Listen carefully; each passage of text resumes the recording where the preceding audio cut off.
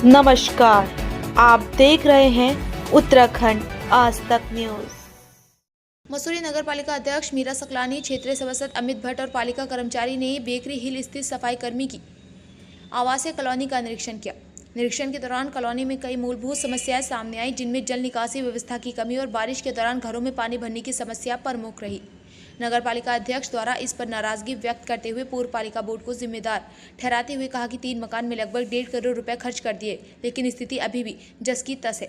वहीं स्थानीय लोगों ने बताया कि बरसात के समय कई घरों में किचन से लेकर कमरों तक पानी पहुंच जाता है, जिससे परिवारों को भारी परेशानियों का सामना करना पड़ता है। कॉलोनी में अब तक कोई व्यवस्थित ड्रेनेज सिस्टम विकसित नहीं हो पाया, जिसके कारण हालात और खराब हो जाते हैं। निरीक्षण के दौरान नगर पालिका अध्यक्ष मीरा सकलानी ने अधिकारियों को निर्देश देते हुए कहा कि क्षतिग्रस्त स्थानों का सर्वे कर 15 से 20 दिनों के भीतर एस्टीमेट तैयार किए जाए, ताकि जल्द सुधार कार्य शुरू किए जा सके। उन्होंने कहा कि पूर्व बोर्ड द्वारा करीब 1.5 करोड़ रुपए खर्च किए जाने के बावजूद केवल 3 घरों में ही कार्य हो पाया, जबकि बाकी क्षेत्र की स्थिति अभी भी बेहद खराब बनी हुई। वहीं वार्ड सदस्य अमित भट्ट ने कहा कि बरसात से पहले क्षेत्र की समस्याओं के समाधान का प्रयास किया जाएगा। उन्होंने कहा कि हाल की बारिश में कॉलोनी में रहने वाले लोगों की मुश्किलें बढ़ा दी हैं।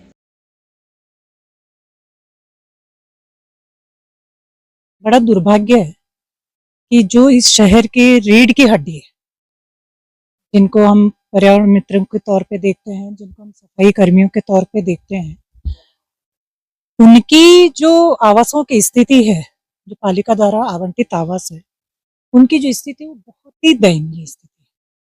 मुझे लगता है कि ऐसे में तो वो अगर सड़क में भी रहें, खुले आसमान के नीचे भी रहें, तो वो स्थिति उनकी ज्यादा बेहतर हो सकती है। आज यहाँ पे जो देखा मैंने, हर घर में घुस करके मैंने देखा है, महिलाएं किचन में खाना नहीं बना पा रही है, ऊपर से छत झड़ रही है। महिलाएं घरों में कई घरों में तो पेशेंट भी है, लेकिन वो चैन से सो नहीं पा रहे हैं क्योंकि पानी टपक रहा है, छत नीचे गिर रही है, नाले चौक है।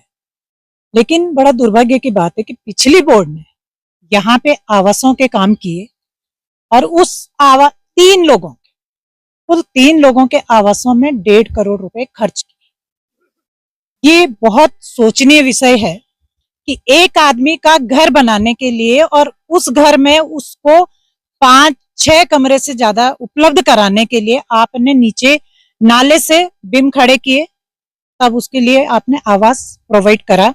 वहीं बगल में जो लोग एक कमरे में बेटा बहू भी रह रहे हैं, सास ससुर भी रह रहे हैं, बच्चे भी रह रहे हैं, उनकी स्थिति उनको दिखाई नहीं दी। मैं तो पूछना चाहूंगी उन लोगों से भी जो पिछले बोर्ड में रह चुके हैं, कि आपने जब उन 3 लोगों के घर पे 1.5 करोड़ रुपए खर्च किया है, आप देखिए ये पूरा मोहल्ला, एक भी घर की स्थिति ठीक नहीं है। आप जाइए वहां पे देखिए, आपने तो देखा भी है आज साथ चल करके। आप सोचिए 3 लोग इतने इंपॉर्टेंट हो गए थे कि आपने पूरे मोहल्ले को नजरअंदाज कर दिया है।